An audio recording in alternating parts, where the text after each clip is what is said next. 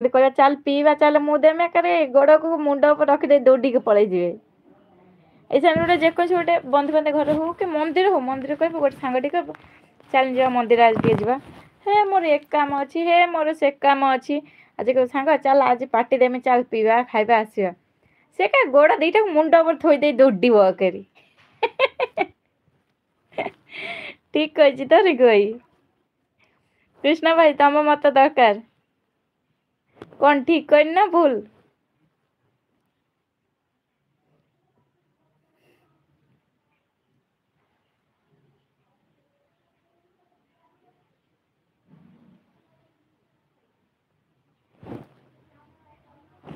Right ତ? ଧନୀ ଲୋକ ତମେ ତ ଯୋଉ କଥା କହୁଛ ଧନୀ ଲୋକ ହେଇଥିଲେ ମୁଁ ଏଇଠି ବସିଥାନ୍ତି ଫରେନରେ ବୁଲିଥାନ୍ତି।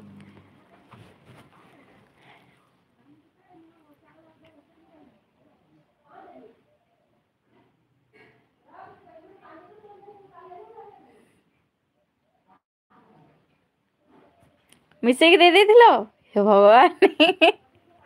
ମୁଁ ସେଇଥିପାଇଁ ଭାଇ ଯଦି କୋଉ ଜିନିଷ ଆଣିଥିବେ ମୁଁ ଜମା ପିଏନା। ମୁଁ କହିବି ନା ମୁଁ ଯଦି ପିଇମି ନିଜେ ଖୋଲିକି ପିଇମି। ଏଇନେ ଏରକମ ମୋ ସାଙ୍ଗ ସହିତ ଗୋଟେ ଥର ହେଇଥିଲା ନା, ତା ହଜବେଣ୍ଡ ଏରକମ ନେଇ ଆସିକି ତାକୁ କୋଲ୍ଡଡ୍ରିଙ୍କରେ ମିଶେଇକି ଦେଇ ଦେଇଥିଲେ ଥରେ।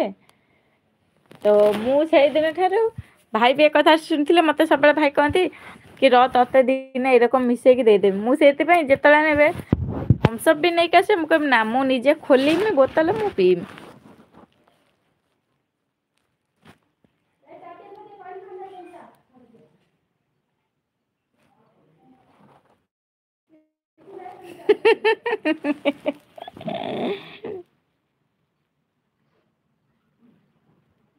କଣ ବିୟର କାହାକୁ ମତେ ପଚାରୁଛ?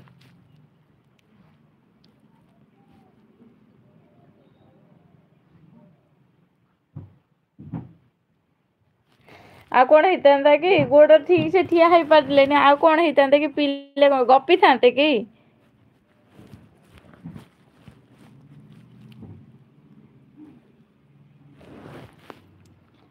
ହଁ ମୁଁ ଡେଲି ଦିଟା ତିନିଟା ଲେଖା ପିଏ। ନ ପିଇଲେ ମତେ ନିଦ ହୁଏ ନା, ଭୋକ ହୁଏ ନା, ଶୋଷ ହୁଏ ନା, କଥା କହିପାରେ ନା। କଣ କରିବି ଦି ତିନିଟା ନହେଲେ ହବନି।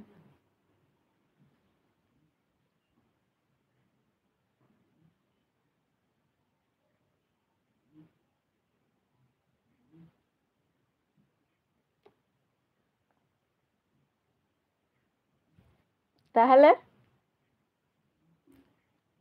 କଣ?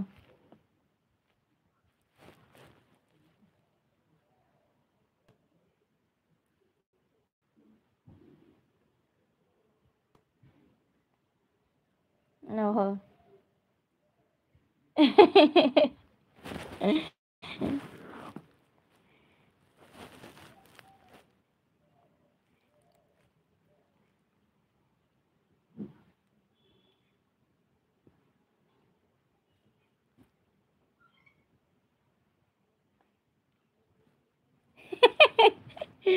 ଏ କି ଚିରିଙ୍ଗ ଚିରିଙ୍ଗ ଗୀତ ବାହାରିଲା ସମସ୍ତେ କଥା କଥାରେ ସେଇ ଗୋଟେ ଡାଇଲଗ ମାରିଦଉଛ ଆଉ। ସେ ଚିରିଙ୍ଗ ଚିରିଙ୍ଗ ଯେ ଗୀତ ବାହାର କରିଛି ଧିକ୍ ତା ଜୀବନ ଧିକ୍।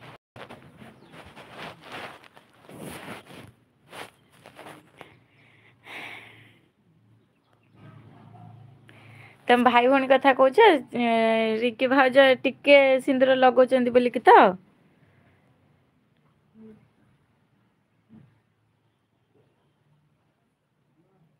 କଲେଜ ସାର୍ ବି ବାହା ହେଇନାହାନ୍ତି। ଆମେ ଯାଇଥିନୁ କୋଉଠି କହିଲ କେନ୍ଦ୍ରାପଡା ବଲଦେବ କତିକି ଯାଇଥିନୁ ଆସିଲା ବେଳେ ଆମେ ଘାଟ ପାଖରେ ଠିଆ ହେଇଛୁ। ଭାଇଙ୍କର କିଏ ଚିହ୍ନା ପରିଚୟ କି ଭାଇଙ୍କ ଦୋକାନ କିଏ ଜାଣିଛି କି କଣ ମାନେ ଏମିତି ଜଷ୍ଟ ଭାଇଙ୍କୁ ଟିକେ ଟିକେ ଏମିତି ଜାଣିଛି କି ତାର ଏମିତି କଥା ହେଲା ମୁଁ ଜାଣିନି। ସେଠୁ ଝିଅ ତାର ବୁଲୁଛି ସେଠି ଘାଟ ପାଖରେ ତ ଆମକୁ ବୁଲୁଛି। ସେଠୁ ମୁଁ କଥା ହଉଛି ଆମ ଘରକୁ ଫୋନରେ। ସେଇଠୁ ଭାଇଙ୍କୁ ଆସିକି ଜଣେ ପଚାରୁଛି ଆଉ ଇଏ ତ ତମ ଭଉଣୀ? ମତେ ଏତେ ଜୋର ହସ ମାଇଲା ମୁଁ ଭାଇଙ୍କ ପାଖରୁ ଅଧା ବାଟକୁ ପଳେଇ ଘୁଞ୍ଚିକି। ଆଉ ଆସୁଛି ଡ୍ୟୁଟିରେ ବ୍ୟସ୍ତ ଆଚ୍ଛା ଠିକ ଅଛି କୃଷ୍ଣ ଭାଇ ବାଏ ବାଇ। ଗୁଡ୍ ନାଇଟ୍ ତମ ଭାଷାରେ।